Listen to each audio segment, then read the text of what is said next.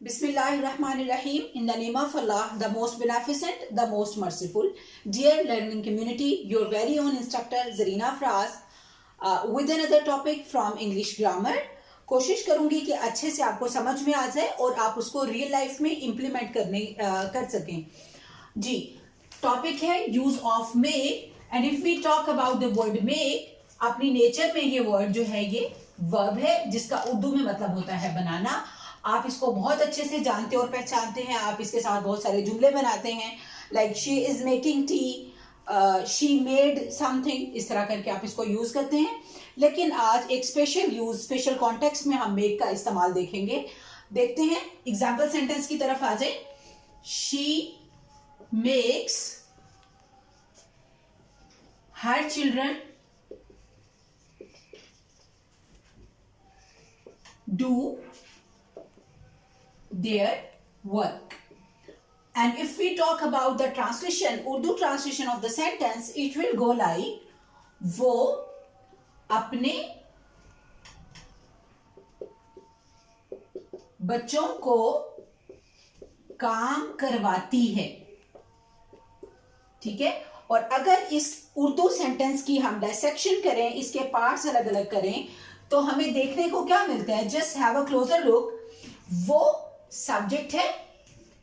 Subject को अगर further define करें तो हम कहते हैं डूअर ऑफ द एक्टिविटी है. ठीक है. और एक्टिविटी कौन सी? ये वाला काम कर रहा है, मतलब काम करवा रहा है.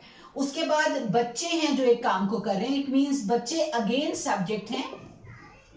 एंड सब्जेक्ट क्या है? Further elaboration of the subject, doer of the activity. ठीक हो गया. अब सेंटेंस की अगर स्ट्रक्चर को अगर आप समझने की कोशिश करें, इट्स वेरी सिंपल. क्या है कि ऐसे सेंटेंसेस होते हैं जिनमें एक सब्जेक्ट दूसरे सब्जेक्ट से कोई काम करवाता है. इनको कैसे ट्रांसलेट करते हैं देख लें. She makes her children do their work. Right. अब सेंटेंस ऐसा नहीं है कि वो अपने बच्चों का काम करती है. अगर ऐसा हो तो इसकी ट्रांसलेशन और तरह से होगी, like she does the work for her children, कुछ यूं करके, या उसके बच्चे काम करते हैं, her children do their work, कुछ इस तरह से ट्रांसलेट होगा. लेकिन इस सेंटेंस में क्या है, सेंटेंस स्ट्रक्चर को आइडेंटिफाई करने के लिए गौर से देखिएगा. ऐसा कोई भी सेंटेंस जिसके अंदर एक वर्ब दूसरे वर्ब से कोई काम करवा, एक सब्जेक्ट दूसरे सब्जेक्ट से कोई काम करवाता है, तो उनको ट्रांसलेट करने के लिए we use the word make. हम मेक को लगा के सेंटेंस की ट्रांसलेशन ले लेते हैं. Look at another example. देखते हैं एक और सेंटेंस की तरफ जो कि कहता है कि you made me cry a lot. और इसकी ट्रांसलेशन देखेंगे तो क्या होगी?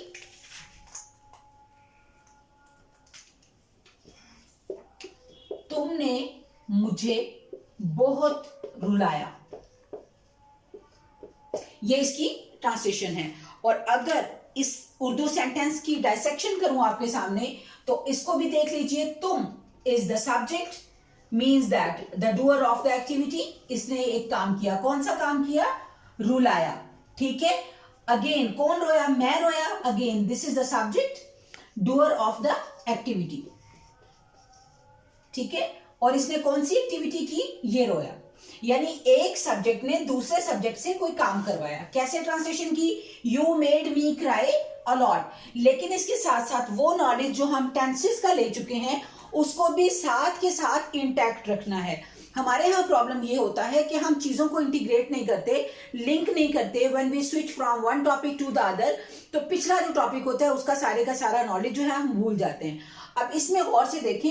बेशक कि इसमें यूज ऑफ मेक है, लेकिन at the end of the sentence अगर आप गौर करेंगे, this sentence belongs to past indefinite. तो ये ट्रांसलेट तो पास्ट इंडेफिनिट में ही होगा. When it has to be translated in past indefinite, then it's sure to take the second form of the verb, जो कि हमने मेड की सूरत में यहाँ पे लगा दी. और इसको देखें, वो अपने बच्चों को काम करवाती है. This is present indefinite tense, so it is bound to take first form of the verb, and the sentence is starting with the singular subject. Again, the form of the verb is bound to take s or es at the end of the verb. तो चीजों को link करके चलेंगे, previous knowledge को साथ लेके connect करके चलेंगे, तो कॉन्सेप्ट ज्यादा बेटर बनते जाएंगे, and you will get mastery over the concepts. Hopefully आपको ये समझ में आ गया होगा। ये मैंने एक सेंटेंस ले लिया प्रेजेंट में से और ये एक मैंने ले लिया पास्ट में से। I am going to move forward to the future. I am going to give you another example. चलें करते हैं।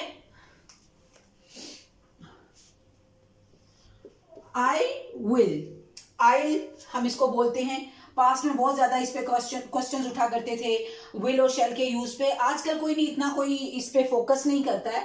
आई विल भी लगा देते हैं, आई शैल भी लगा देते हैं, नॉट अ बिग डील। और विल और शेल का चक्कर वैसे ही खत्म हो गया। When we go for the contraction it's written like oil.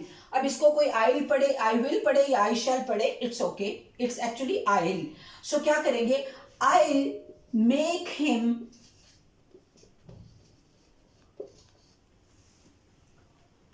memorize the poem।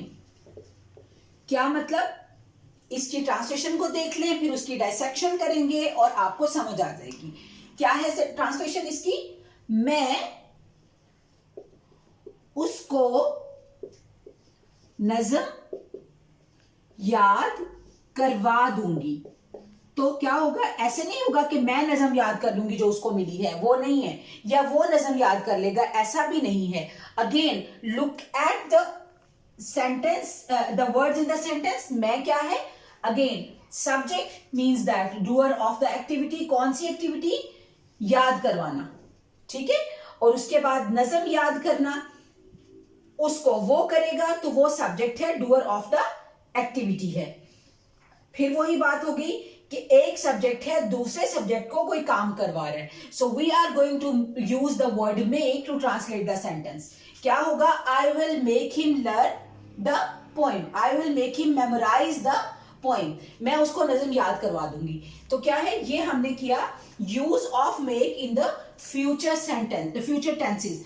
अब इसमें ये देख लें, जस्ट ये कहने की इत्तेफाक की बात है कि ये सेंटेंस प्रेजेंट इंडेफिनिट में गया, ये चला गया पास्ट इंडेफिनिट में, और ये चला गया फ्यूचर इंडेफिनिट में।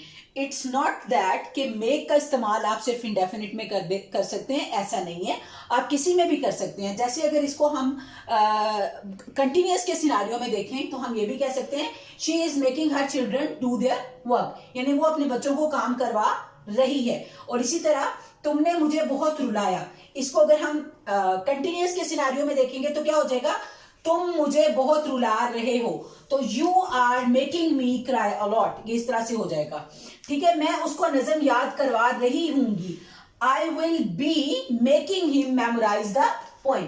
तो whatever the tense you are working in, इसको आप वहीं पे इंप्लीमेंट कर सकते हैं। Depends upon the type of the sentence, the type of the tense you need to say your words. किसी भी टेंस में आपने कहना है, लेकिन सेंटेंस इस तरह का है जिसमें एक सब्जेक्ट दूसरे सब्जेक्ट से काम करवा रहा है।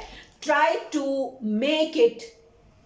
To use the word make to translate the sentence. Hopefully the video is going to help you. इंशाल्लाह see you in the next video. और अगर आपको हमारा कंटेंट पसंद है तो give us a power dose of motivation, send us likes, shares and the comments. Don't forget to subscribe. Thank you. Hafiz.